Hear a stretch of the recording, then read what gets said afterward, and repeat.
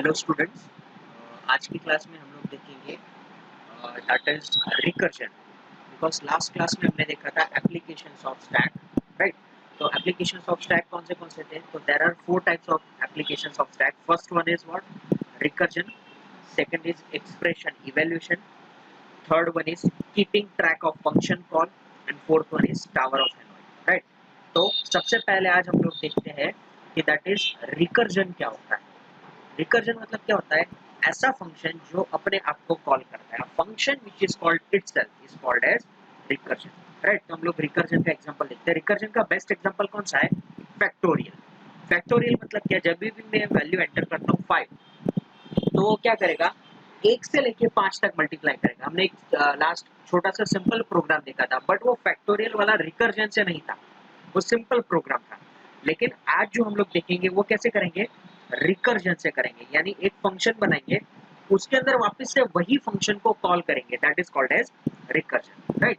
So let's see how to create recursion, and this is the example of what? Stack, applications of stack.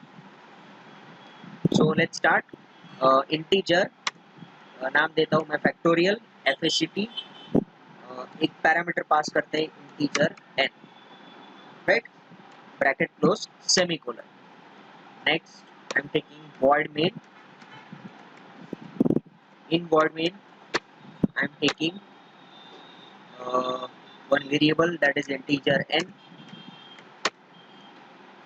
clr clear screen, get ch के अंदर what we are going to do, will take first input. Just a minute student.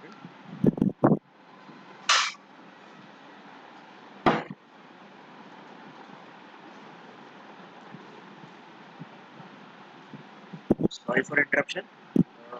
Then take an input, that is printf /n/t. Enter the value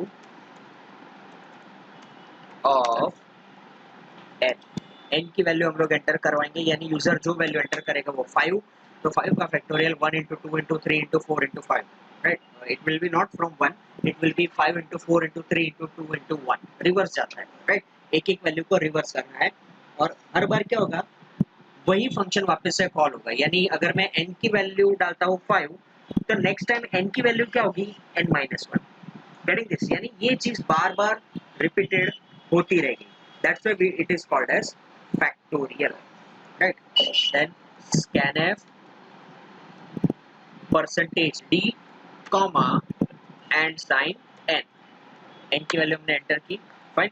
अभी next step आता है function call, but function call से पहले हम लोग एक चीज करते हैं यहाँ पे, दैट इज फंक्शन की बॉडी। फंक्शन कॉल हम लोग बाद में देखते हैं, right. So before that integer fact integer n। Now अभी यहाँ पे कंडीशन है। यहाँ पे कंडीशन क्या होगी कि जब भी हम लोग फैक्टोरियल करते हैं, तो इट मे पॉसिबल कि कोई जीरो वैल्यू डालेगा। तो जीरो का फैक्टोरियल क्या होता है? It should be always 1, it should be always 1। तो यहाँ पे मैं कंडीशन रख सकता हूँ, बट सबसे पहले हम लोग क्या करेंगे? Condition is like this, n is greater than और इक्वल्स टू 1। n की वैल्यू 1 या 1 से ज्यादा होनी चाहिए, राइट। अगर ऐसा है तो हम लोग क्या करेंगे? अभी यहाँ पे ध्यान देना प्रॉपरली। रिटर्न, क्यों लिखा रिटर्न? बिकॉज मैंने लिखा है इंटीजर। इंटीजर यहाँ पे return type, if you can see, function की रिटर्न टाइप यहाँ पे क्या है? इंटीजर। जब भी इंटीजर होता है that means what? It would be return something, वो कुछ ना कुछ वैल्यू रिटर्न करता है। अगर इसके एक्सप्लेनेशन के लिए आप मेरा लेक्चर नंबर 2 और 3 देख सकते हैं, राइट। उसके अंदर ये मैंने फंक्शन का पूरा एक्सप्लेनेशन दिया है कि फंक्शन के रिटर्न टाइप मतलब क्या होता है, राइट। रिटर्न यहाँ पे हम लोग लिखेंगे किसकी वैल्यू? n की वैल्यू, n इनटू फंक्शन का नाम क्या है? फैक्ट ब्रैकेट में n-1, दैट्स इट। ये कंसेप्ट है, आई होप आपको समझ में आया होगा। n की वैल्यू अगर मैं 5 डालता हूँ, तो नेक्स्ट टाइम वापस से यही पूरा फंक्शन कॉल होगा, और n की वैल्यू तब क्या हो जाएगी? 4 हो जाएगी। नेक्स्ट टाइम n की वैल्यू 4, वापस से यही फंक्शन कॉल होगा, और n की वैल्यू क्या हो जाएगी? 3। नेक्स्ट टाइम वापस से यही फंक्शन कॉल होगा, यहाँ पे n की वैल्यू हो जाएगी 2, और n की वैल्यू यहाँ पे हो जाएगी 1. So it would be repeat again and again and again. यहाँ पे लिखूंगा else what, कि सपोज 0 कोई डालता है तो क्या रिटर्न करना है, return 1, return 1, semicolon. Right? Now I am going to simply print this value. Printf /n/t factorial is %d, comma function का नाम क्या है, फंक्शन का नाम है हमारा फैक्ट, ब्रैकेट में क्या आएगा, n. सिंपल. ये क्या हो गया, this is called function calling. Right. ये क्या हो गया, it is recursion. This is declaration. This is function body.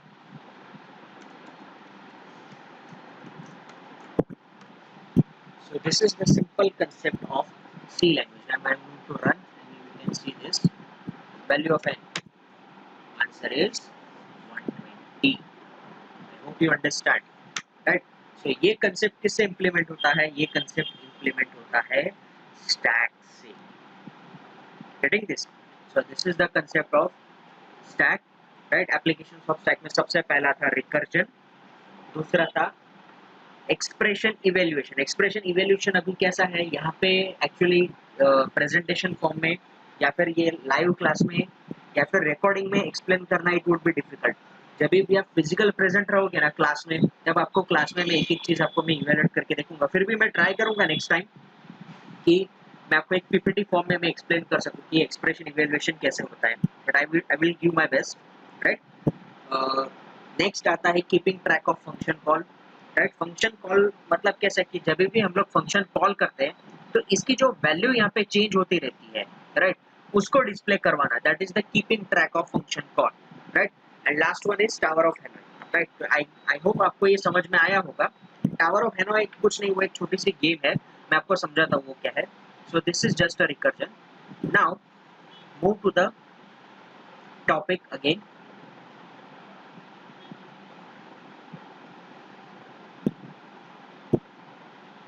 This is the applications of stack. अभी हम लोग आते हैं टावर ऑफ हेनॉय की तरफ. We have already seen this entire things. चलो अभी एक छोटी सी गेम है. राइट. अभी इसका प्रैक्टिकल इम्प्लीमेंटेशन नहीं है. राइट. ये कहाँ पे जस्ट खाली आपको इसका कोड एक जस्ट खाली समझ लेना है कि ये कैसे करना है. क्या आप ऐसे समझो कि ये तीनों को मुझे स्विच करना है कहाँ पे, यहाँ पे फर्स्ट प्लेटफॉर्म पे, और एट अ टाइम सिर्फ एक पर्सन ही मूव हो सकता है और सीक्वेंस मेरा यही रहना चाहिए. तो सबसे पहले मैं क्या करूँगा, ये जो बर्ड है, बर्ड को मैं मूव करूँगा फर्स्ट वर्ड पोजिशन पे, डक को. उसके बाद ये जो डॉग है, डॉग को मूव करूँगा सेकंड पोजीशन पे. उसके बाद what I will do, I will put this bird onto the dog. Right. उसके बाद ये जो एलिफेंट है, हाथी, हाथी को मैं रखूँगा फर्स्ट पोजीशन पे. उसके बाद जो बर्ड है, बर्ड को रखूँगा मैं लास्ट पोजीशन पे. उसके बाद डॉग को रखूँगा मैं उसके ऊपर and bird will be on top. So मेरे डेटा इस तरीके से मूव होंगे. I hope you understand. Right. So this way tower of Hanoi is going to work. यानी ये जो मेरे डेटा थे उसको मुझे एज इट इज मूव करना था, कहाँ पे, on first position. This is the tower of Hanoi. और ये उसका एक सिंपल एग्जांपल है. जस्ट आपको ये रूट लर्निंग कर लेना है, that is not use for it.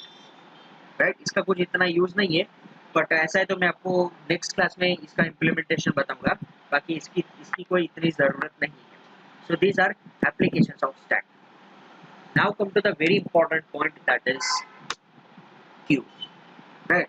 अभी स्टैक का ही भाई है क्यू, लेकिन अभी सबसे पहला पॉइंट आता है definition of Q. Definition of Q जैसे ही आपको कहेंगे कि व्हाट इज क्यू, सिंपल यहाँ पे आ जाओ.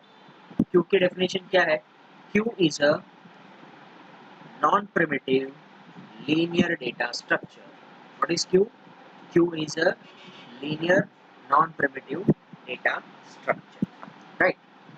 क्यू के बारे में सब। एक और चीज आएगी क्यू में, मैं यहाँ पे मेंशन करना भूल गया, दैट इज क्यू जो है वो क्यू कौन से फॉर्म में काम करता है, FIFO, first in first out, first in first out. Stack कौन से फॉर्म में काम करता है, LIFO, last in first out, last in first out. Okay चलो, तो Q is like in our array, हमारा जो भी एरे है वैसा ही हमारा क्या है, क्यू है, राइट। सो क्यू के अंदर दो पॉइंटर यूज होते हैं। स्टैक में कौन सा पॉइंटर था, अभी देखो स्टैक और क्यू को आप कंपेयर करना। स्टैक अगर आपको पुश ऑपरेशन प्रॉपरली आता होगा ना, तो यहाँ पे आपको पहला इंसर्ट ऑपरेशन आपको प्रॉपरली आ जाएगा, राइट। वहां पे आपको पॉप ऑपरेशन प्रॉपरली आता होगा ना, तो यहाँ पे आपको डिलीट ऑपरेशन आ जाएगा, सिंपल। यानी हर एक एल्गोरिथम एक दूसरे के ऊपर डिपेंडेंट है। तो here come to the first operation, right. Here rear जो ऑपरेशन है, this is R stands for rear and F stands for front, right. Okay मैं यहीं पे चेंज कर देता हूँ, सो आपको थोड़ा समझ में आ जाएगा। सो हियर क्यू का फॉर्मेशन क्या है, Q is work in form of FIFO। Q का फॉर्मेशन क्या होता है, FIFO, first in first out form में वो काम करता है, FIFO।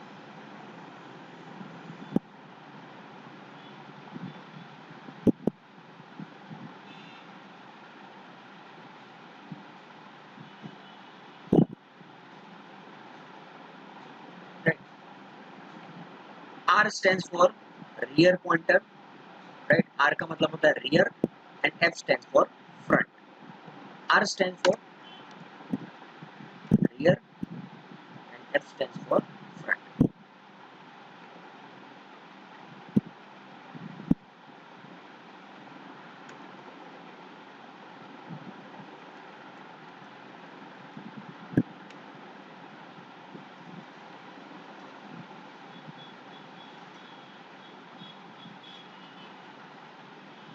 Right?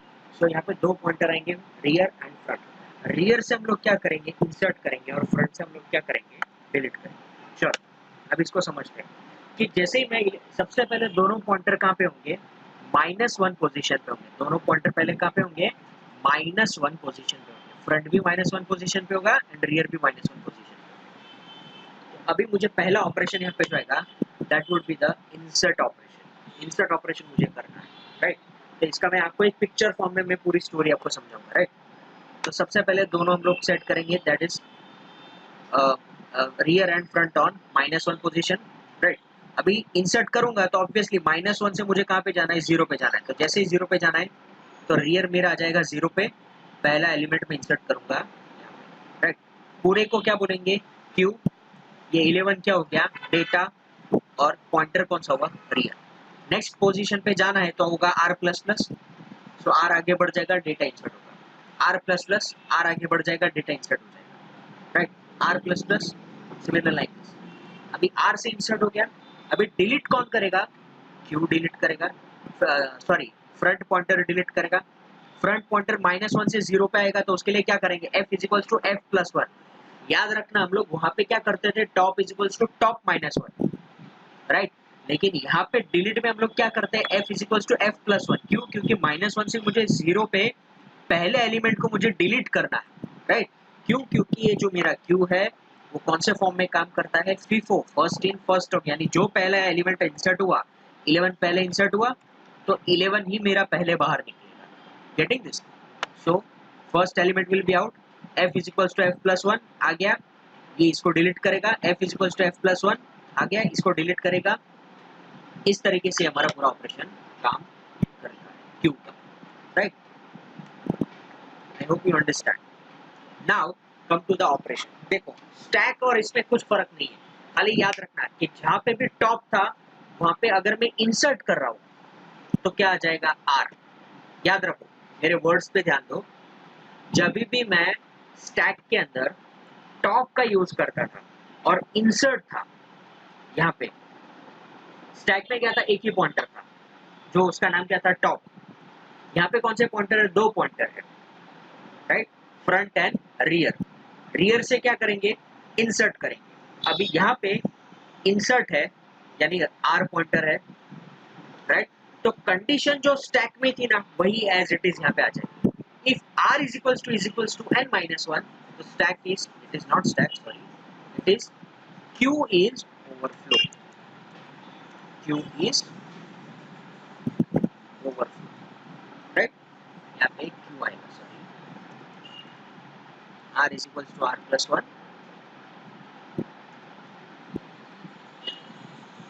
right? देखो ये इस तरीके से है. चलो एक पीपीटी एक स्लाइड से ही मैं आपको समझा देता हूँ.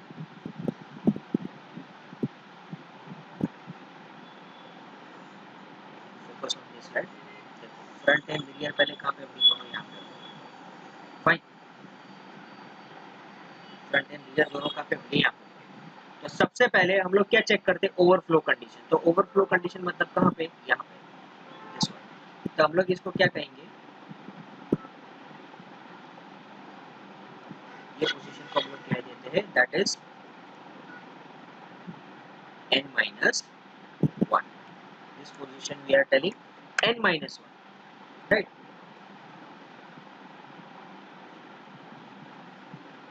This position is called as n minus 1. यानी सबसे पहले हम लोग क्या चेक करेंगे, दिस साइड, कि अगर मेरा स्टैक, सॉरी, अगर मेरा क्यू n minus 1 पे है तो ये रियर पॉइंटर क्या मैसेज देगा, दैट इज ओवरफ्लो, राइट? क्या मैसेज देगा, ओवरफ्लो, राइट? सेकेंड, चलो ओवरफ्लो नहीं है, कहाँ पे है, -1 पे. अभी उसको कहाँ पे जाना है, 0 पे जाना है. तो वो क्या करेगा, r is equals to r plus 1, r is equals to r plus 1. एक मेरा पॉइंट आगे बढ़ जाएगा, राइट?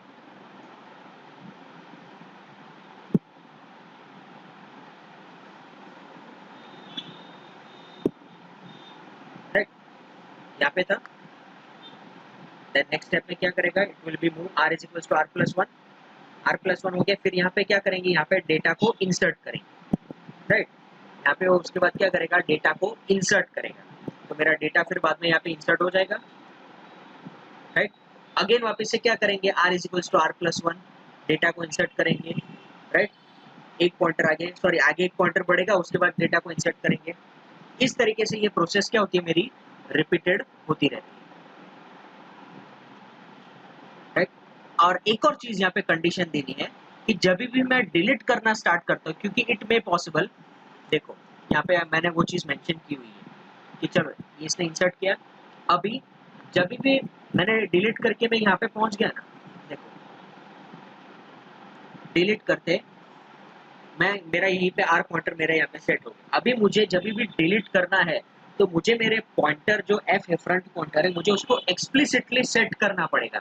कहाँ सेट करना पड़ेगा, कि मुझे डिलीट -1 से नहीं करना है, मुझे कहाँ से डिलीट करना है, 0 से करना है. इसलिए मैं एफ को सेट करूंगा क्या, if F is equals to -1 then F is equals to 0. यानी मेरा एफ जो -1 पे था वो कहाँ पे आ जाएगा, 0. बस तो यही स्टेप आपको एल्गोरिथम में भी लिखना है. देखो r is equals to n minus 1, overflow हो गया, q is overflow, fine. Next step में मैंने क्या किया, r is equals to r plus 1, q of r में मैंने डेटा डाल दिए. उसके बाद ये हमने कंडीशन सेट की क्या, कि f is equals to -1 then f is equals to 0, कि अगर f -1 पे है तो f को 0 पे लाओ. क्यों, बिकॉज जब भी मैं डिलीट ऑपरेशन में स्टार्ट करूंगा तो डिलीट मेरा -1 से नहीं होगा, 0 से होगा. Getting this? So this is the concept of our insert operation. Now next is delete operation. delete operation का concept क्या है, जैसा ही स्टैक में था वैसा ही सेम ऑपरेशन. delete के लिए कौन सा पॉइंटर यूज करेंगे, f pointer, that is front pointer. Same वहां पे f is equals to -1 then q is underflow. अगर f -1 पे है तो q क्या है, अंडरफ्लो है, राइट? फिर हम लोग क्या करेंगे, डेटा को बाहर निकालेंगे, सॉरी डेटा को क्या करेंगे हम लोग, डिलीट कर देंगे.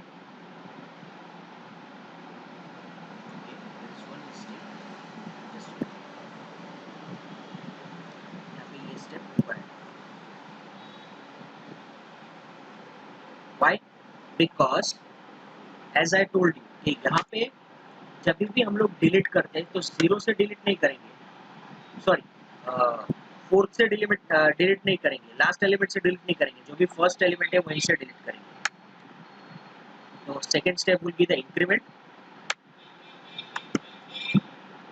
राइट। फिर उसके बाद डेटा को वहां से रिमूव कर दिया। Second step is what, f is equals to -1। See हमने यहाँ पे सेट किया ऑलरेडी क्या, कि अगर f -1 पे है तो उसका मतलब क्या होता है, ओवरफ्लो होता है। f अगर -1 है तो उसका मतलब क्या होता है, ओवरफ्लो होता है। बट वो ओवरफ्लो होगा ही नहीं, क्यों? क्योंकि हमने ये जो स्टैक का इंसर्ट का जब था, हमने तभी उसको 0 पे सेट कर दिया था। देखो यहाँ पे f 0 पे सेट हो गया था। इसका मतलब क्या हुआ कि स्टैक के अंदर क्यू के अंदर ऑलरेडी एलिमेंट्स अवेलेबल है, राइट। तो अभी जब भी मैं डिलीट करूंगा तो डायरेक्टली मेरा फर्स्ट स्टेप नहीं आएगा, मेरा कब आएगा, सेकंड स्टेप आएगा। ये कब होगा, ओवरफ्लो, अंडरफ्लो कंडीशन कब होगी, ये सिचुएशन में। ये सिचुएशन में वो मुझे दिखाएगा कि Q is underflow. Why? Because I am repeating stack and stack again, right? But the Q is underflow. In what situation? When our entire Q is blank. जैसे ही हमारा रियर पॉइंटर काम करता है, वो इंसर्ट करता है, उसके बाद हम लोग क्या करते हैं, फ्रंट पॉइंटर को 0 पे सेट कर देते हैं। यानी ये तभी अंडरफ्लो की सिचुएशन आएगी ही नहीं, राइट। तो यहाँ पे हम लोग क्या करते हैं, फ्रंट को सेट करते हैं -1 पे। -1 पे सेट करने के बाद फ्रंट को यहाँ पे चेक कर लेते हैं कि अगर -1 है तो अंडरफ्लो सिचुएशन दे देगा, नहीं है तो हम लोग क्या करेंगे, एक स्टेप इंक्रीमेंट करेंगे और वहां से डेटा को निकाल लेंगे। Data is equals to q of F. बाद में हम लोग सेट करते हैं थर्ड पॉइंटर, राइट। बाद में हम लोग सेट करते हैं क्या, दैट इज अगर इंसर्ट करते वक्त या फिर डिलीट करते वक्त ऐसा पॉसिबल हो जाता है, यहाँ पे फ्रंट डिलीट करते जाओ और ऐसा हो जाता है कि यहाँ पे फ्रंट और रियर, इट में पॉसिबल कि मेरा फ्रंट और रियर दोनों एक ही पोजीशन पे आ जाए, फ्रंट और रियर दोनों एक ही पोजीशन पे आ जाए और बाद में मैं इंसर्ट भी करने लग जाऊं और डिलीट भी करने लग जाऊं, तो उस टाइम पे क्या हो जाता है, क्यू कंफ्यूज हो जाता है, राइट। हमारा जो सिस्टम है वो कंफ्यूज हो जाता है। तब उस टाइम पे मुझे क्या करना है, एक्सप्लिसिटली दोनों को मुझे भेज देना है 0 पे, कि आप भी 0 पे चले जाओ, रियर भी 0 पे चला जाएगा और फ्रंट भी 0 पे चला जाएगा। इस तरीके से मुझे दोनों को सेट कर देना है 0। कब, ये delete operation. See last, if f is equals to r, जब दोनों की वैल्यू इक्वल हो जाएगी तब मुझे सेट कर देना explicitly f is equals to 0 and r is equals to 0, as simple as that, right? So this way our delete operation is going to be work, right? एक बार वापस से देख लेते हैं। सबसे पहले हम लोग क्या करते थे, सबसे पहले we are going to see that is insert operation, उसके अंदर कंडीशन चेक करते थे overflow, right. If r is equals to n minus 1 तो ओवरफ्लो। सेकेंड स्टेप में हम लोग क्या करते थे, r is equals to r plus 1, right. Data को पहले ऐड किया, उसके बाद डेटा को डाला, that is q of r is equals to data. And next condition, if f is equals to -1 then f is equals to 0, कि अगर f -1 पे है तो उसको सेट करना है 0, राइट। डिलीट में क्या देखना है मुझे, डिलीट में ये देखना है कि अगर वो -1 पे है तो मुझे सिंपल मैसेज दे देना है कि इट इज अंडर, अगर नहीं है तो मुझे क्या करना है, इंक्रीमेंट करवाना है, राइट। मुझे उसको इंक्रीमेंट करवाना है और उसके बाद डेटा को निकाल लेना है वहां से। Data is equals to q of F, right. Then okay ये स्टेप है ना, आई गेस ये स्टेप लास्ट ही आएगा।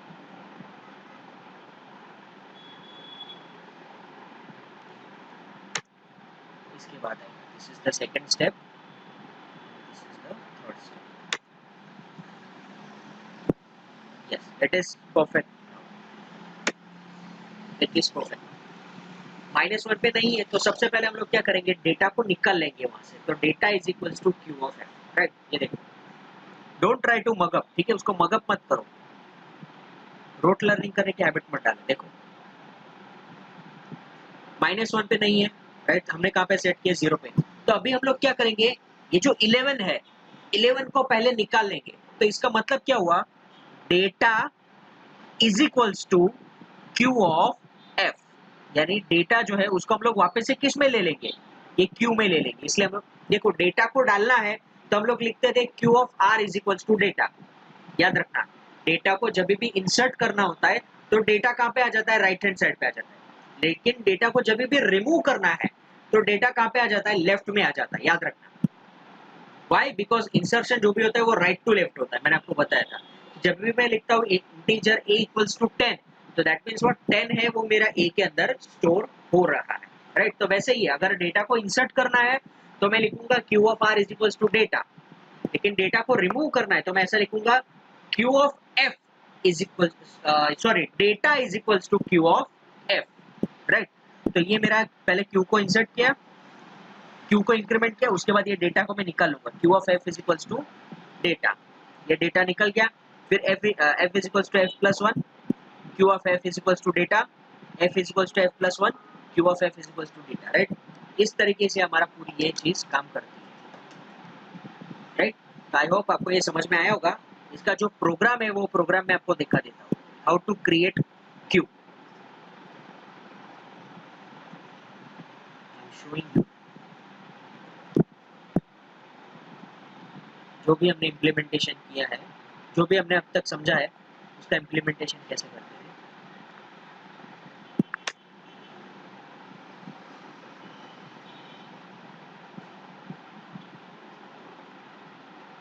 देखो, क्यू की साइज ले ली मैंने 5, as I told you, right. Queue of n is equals to 5, यानी 5 साइज का क्यू बनेगा, 0 1 2 3 4। r is equals to -1, f is equals to -1, जैसा मैंने आपको बताया था वो, राइट।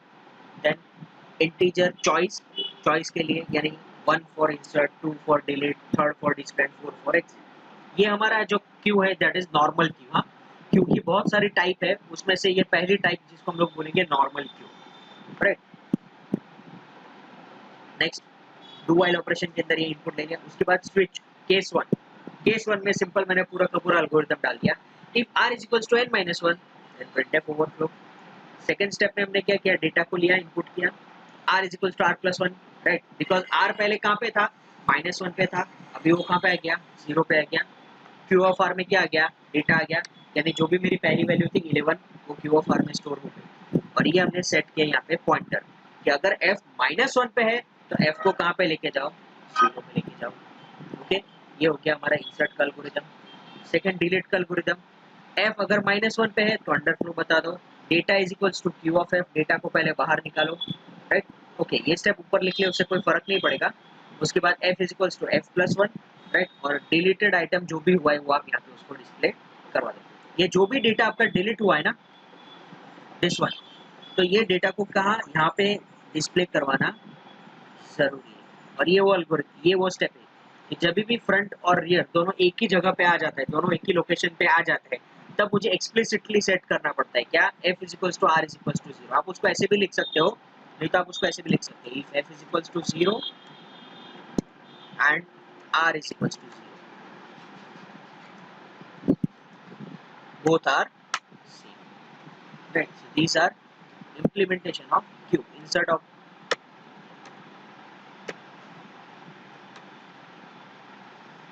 राइट। इसको डिस्प्ले करवाना है, सी, पहला एलिमेंट 11, दूसरा element 1।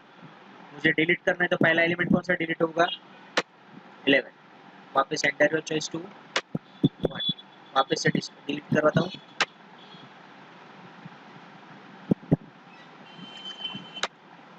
deleted data is 0, 4 is for x। So these are implementation of q। ये सिंपल है, ये नॉर्मल q है, fine. So I hope you like today's class, so I'm going to stop today, fine।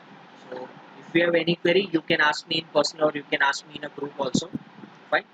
So okay, bye, take care।